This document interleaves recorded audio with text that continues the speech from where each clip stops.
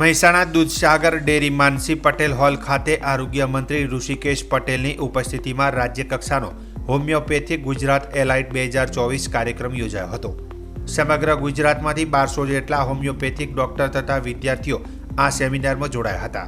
ઉપસ્થિત મહાનુભાવોનું સન્માન મોમેન્ટો શાલ તેમજ બુકે દ્વારા કરવામાં આવ્યું હતું।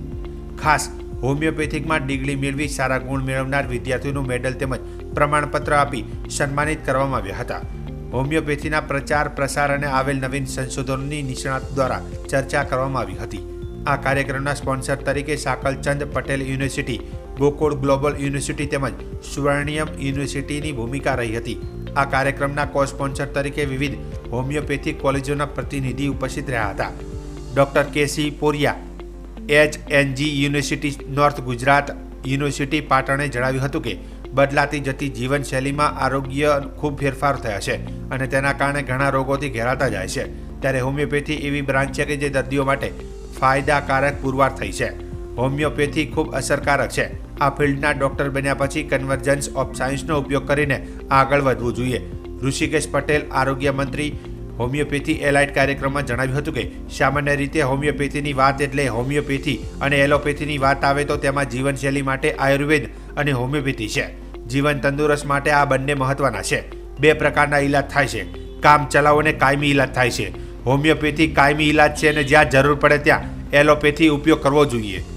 મુખ્ય મહેમાન તરીકે રાજ્યના આરોગ્ય મંત્રી ઋષિકેશભાઈ પટેલ, સાંસદ હરિભાઈ પટેલ, ધારાસભ્ય મુકેશભાઈ પટેલ, અનિલ ખુરાના, ગુજરાત હોમિયો એલાઇટ NCHના chairman doctor Mahendra Gurjar, Vijay co હાઉસિંગના chairman doctor KC Poriya, vice councillor HNGU university north Gujarat university Patan doctor Anil Purat, CBDCના પ્રણેતા ડોક્ટર ડાકેશ્વર જૈન, અંગદાન પ્રણેતા દિલીપ દેશમુખ, ડોક્ટર અનિલભાઈ નાયક, મહેસાણા જિલ્લા ભાજપ અધ્યક્ષ ગિરીશ રાજગોર, દૂધસાગર ડેરીના ચેરમેન અશોકભાઈ ચૌધરી સહિત અગ્રણીઓ ઉપસ્થિત રહ્યા હતા।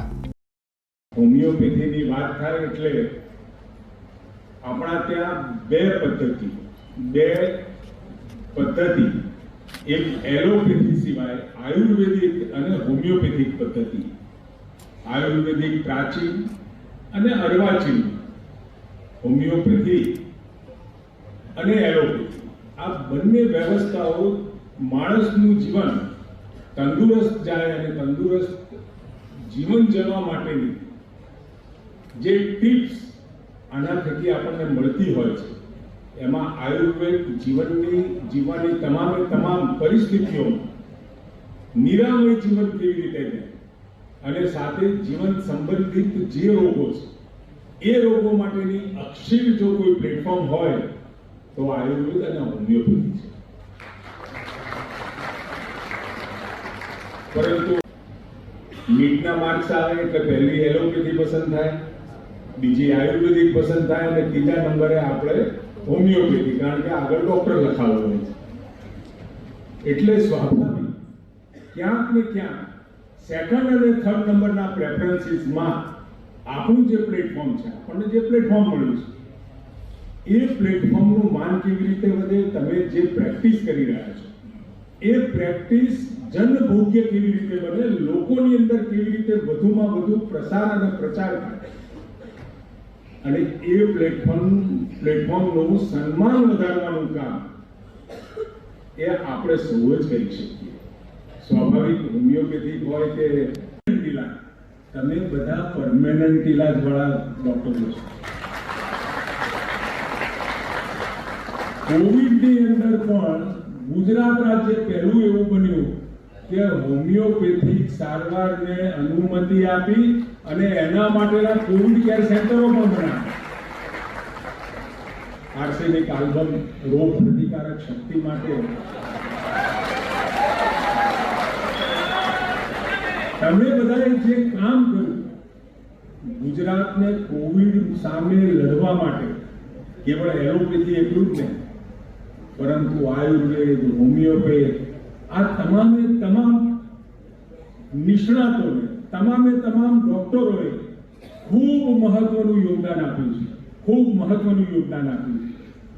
અને તમે કરેલી કામગીરી જર્નલમાં પણ પ્રસિદ્ધ થઈ। એ જે તમે ઉપચારો કર્યા અને એ ઉપચારોના અંતે જે રિઝલ્ટ આવ્યા એ તમારા હોમિયોપેથિક જર્નલની અંદર પણ પ્રસિદ્ધ થયા પછી મને લાગે છે કે હોમિયોપેથી અને આયુર્વેદ બે આપણી પદ્ધતિઓ, હું આ બંને વાતને એટલા માટે જિકર કરું છું.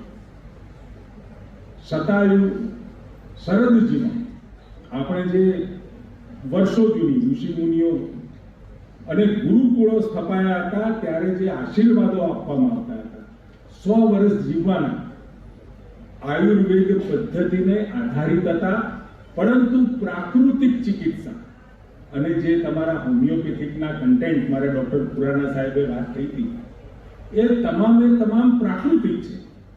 ક્યાંય એ કેમિકલ યુક્ત કોઈ પણ આપણે દવા આપતા હોય એવું નથી.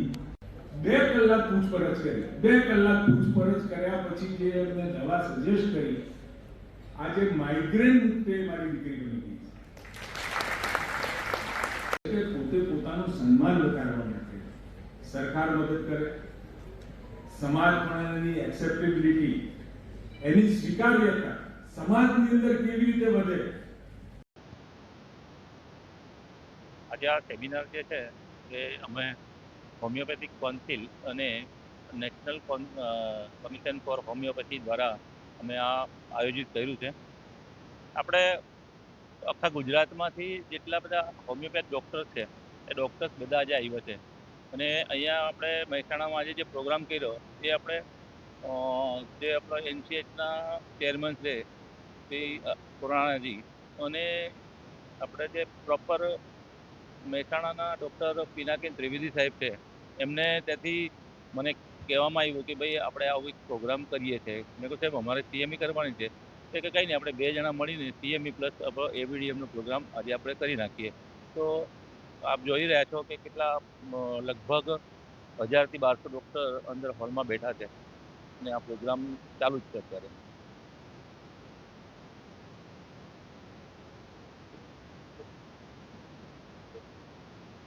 આજે તો હોમિયોપેથિકનું સેમિનાર છે. હોમિયોપેથિક સેમિનાર છે.